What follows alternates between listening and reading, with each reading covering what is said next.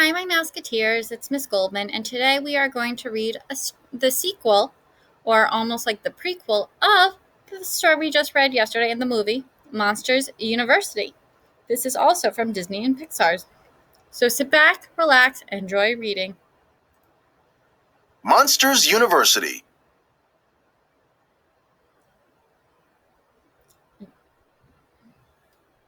Mike was small, and green, and round. Some monsters would say he wasn't very scary. But Mike had plans. Big plans. Someday he was going to be the greatest scarer the world had ever seen. And the first step, learning how to scare at Monsters University.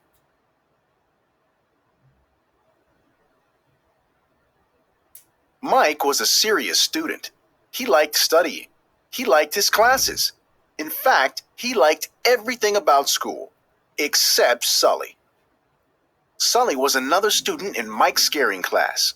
Mike and Sully just didn't get along. Mike thought Sully was lazy. Sully thought Mike was too little and cute to be scary. Mike couldn't wait to prove Sully wrong. Mike worked hard. Sully played. Mike studied. Sully went to parties. Mike got A's.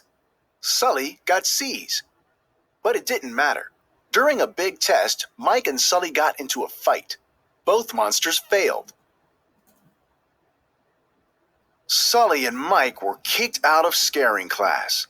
How would they become great scarers now? Mike wasn't ready to give up his dream. He saw a poster for the scare games. Winning the scare games would prove he was scary. Then the university would have to let him back into scaring class. There was one catch. To compete in the games, Mike had to join one of the school's teams. The Roar Omega Roars didn't think Mike was scary enough to be a member of their team, but the Ooze Macappas liked him. With Mike, the Ooze Macappas had 5 monsters. They needed 6 to be in the games. Did anyone else want to join? Sully did. He wanted to get back into scaring class too. But how could the Ooze Macappas ever win the scare games? They were the least scary monsters on campus. There was Art, Terry and Terry, Dawn, and Squishy. Only Sully looked like a real scarer. Big, hairy, scary. Soon the scare games began. The first event was held underground in the school's sewer. Sully and Mike both wanted to win. They were trying so hard to beat each other that they left the rest of the OKs behind.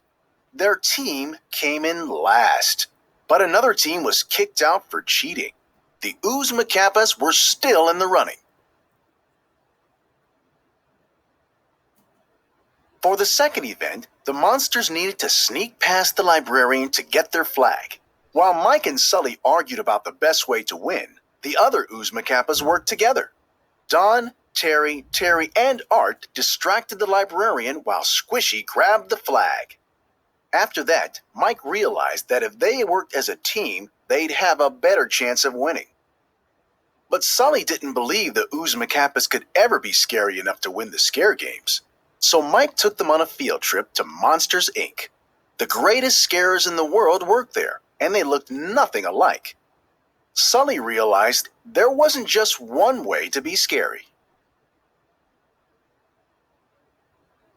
The Ooze Macappas were coming together as a team, and their hard work paid off. One by one, the other teams were getting eliminated from the scare games, and the Ooze Macappas were doing better than ever. In the hide-and-sneak event, Sully pretended to be a rug. Mike nearly vanished into the background.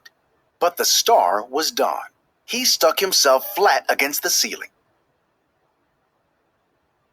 Finally, only 2 teams were left, the Roarers and the OKs. The last event? Scaring. The night before, Mike and Sully practiced and practiced. Still, Sully was worried. Was Mike scary enough?